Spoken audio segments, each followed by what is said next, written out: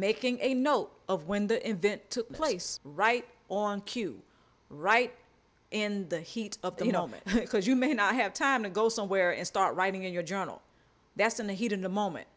Okay, the narcissist may come in and they may go in on you at that point. So making a mental note of when the event took place. Another step, note what actions were taken. Not necessarily what the narcissist did. What are you doing and what did you do?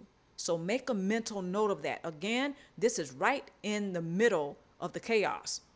This is when everything is happening. You don't have time to retreat and go somewhere and start journaling or calming yourself down. No, you have to try to self-regulate right then. So these are the steps right here that you can do right in that moment. The narcissist will not even know you're doing it. Next step, note what emotions were experienced. Okay, so what are the emotions that you were experiencing at the moment? Anger? That's probably going to be one of them right there. If the narcissist is going in on you with the insults, okay? Never being satisfied with anything, just nitpicking and so on and so forth. Note what you are feeling at that moment. You have to practice. Well, you don't have to, but this is something that I found to be very helpful. Go within yourself and become more mindful. See, that's what mindfulness is, becoming more attuned with yourself. What's going on with you? So note what emotions were experienced at the time. So don't try to pay too much attention to the narcissist. And yes, this is a challenge. I'm not going to even sugarcoat this. Right in the middle of everything, it is going to be challenging. It's going to be difficult to do certain things, but with some practice, you can become better at it. So note what you are feeling at the moment. Anger, like I said, is going to probably be one of them. You're probably going to be pissed off. Are you hurting? Okay. Do you feel sad? Do you feel disappointed? What's going on? Make a mental note of it. So later you can journal it, or later you can talk to somebody about it. Self-regulation and knowing what's going on with you. That's really what mindfulness is about. Any external things, okay, that's going on, we want to turn the dial down on that a little bit and turn the dial up on what's going on with us so we can self-regulate effectively. Last step, becoming more conscious of thoughts. Okay, so what are the thoughts going on in your head? Do you feel like cursing the narcissist out? I'm talking about right in the heat of the moment when everything seems to be chaotic. This is when mindfulness comes into play and can be very much the game changer. This will also help one to become responsive instead of reactionary, because the narcissist is waiting for you to explode and become reactionary. So instead of becoming reactionary, when you practice mindfulness, it will help you to become more responsive rather than reactionary. So becoming more conscious of your thoughts is one step. What are you thinking at the moment? I mean, again, if you're angry, you're probably thinking about defending yourself. That's natural. That's understandable. Because if the narcissist is going in on you, nitpicking and whatever else he or she may be doing to obtain source supply, and again, to get you to become reactionary, it's not going to be very easy for you to become conscious of your own thoughts. So becoming more conscious of your thoughts is very powerful. Again, it will not be easy, but with practice, it can be done. He or she may be saying something like, your outfit looks terrible, or your hair doesn't look good, or your perfume stinks, or whatever he or she may be saying in that moment to get you to be reactionary. Remember, when the cluster B personality and the narcissist is speaking, more than likely, they are lying. Remember, he or she is being deceptive, or they're lying when they're talking. So while they are telling you that your hair doesn't look right, or your perfume stinks, or your outfit sucks, whatever, just say to yourself, they're lying. Their lips are moving. They're lying.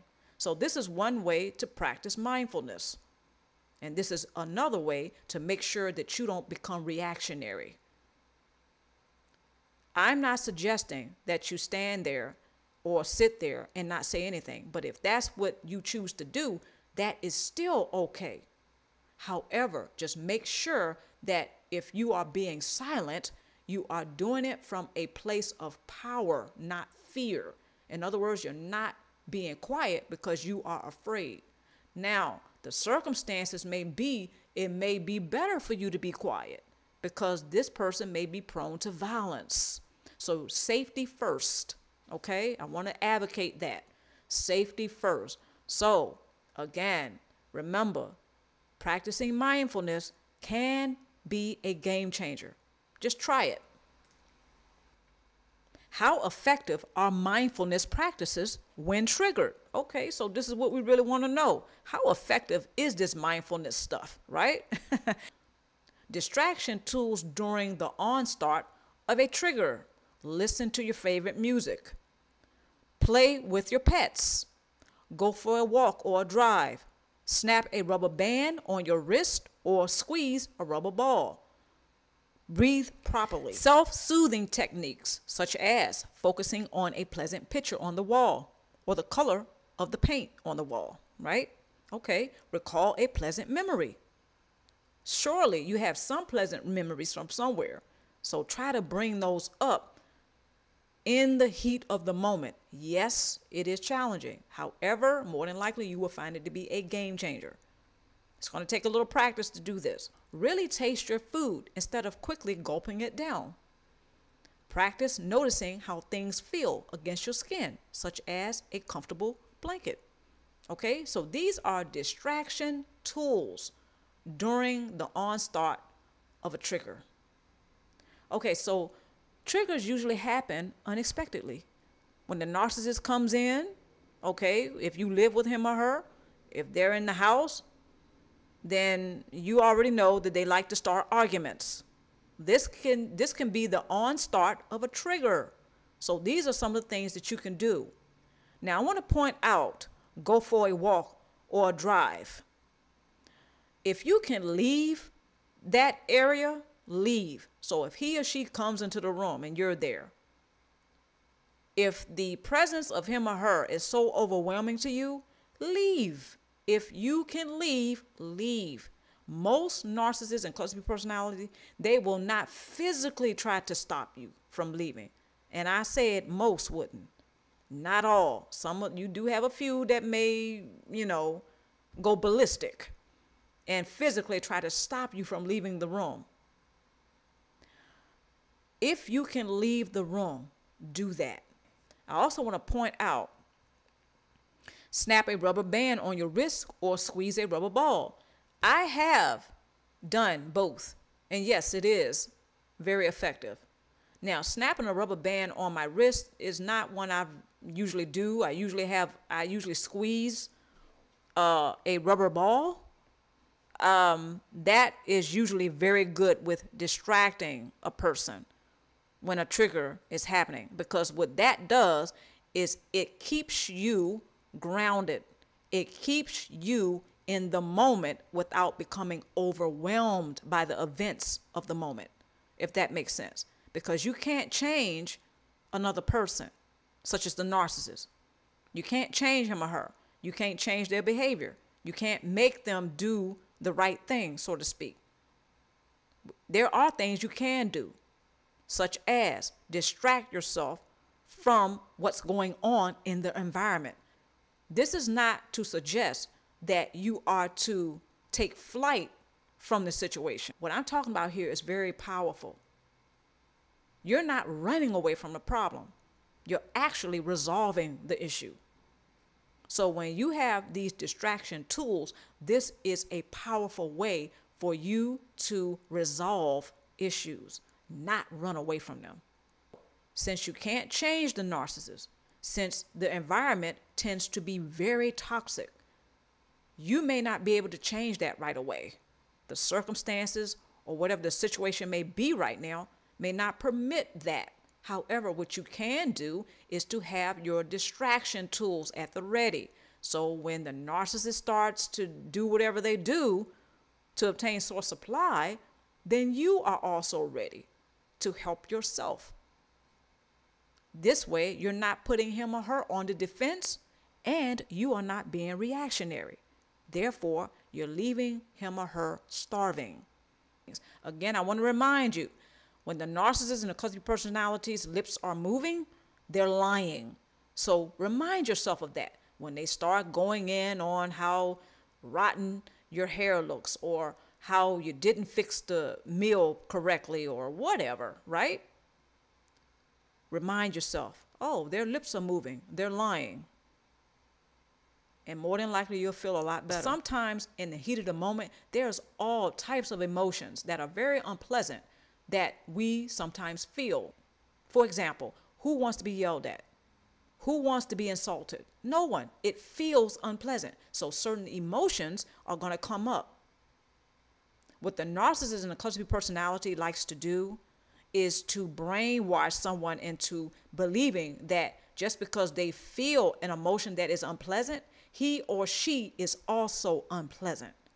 Wrong answer. No one's emotions has anything to do with their identity. Remember that. So if you feel angry, you're not a bad person. The narcissist and the codependent personality, you better believe they want you to think that. Because as long as you think that, and as long as you feel that, they can feed off of your energy field. Emotions is energy in motion. We are all comprised of energy. I don't know what it is. Sometimes narcissists and codependent personality, they like to try to harm animals. Okay, this is very sadistic in my opinion. So if you have a pet that can help you to calm down, be very careful. Be very mindful, actually, when you have pets. Because the narcissist and the codependent personality, they don't stop with the certain tactics that we had just mentioned. They also like to find out what is near and dear to you so they can pervert it or they can harm it in order to get you to become reactionary. So when it comes to pets, try to keep your pet in a comfortable place, but a safe place. This is also why it is very important to get away from the narcissist and the codependent personality as soon as you can. When your money gets better or whatever, get out.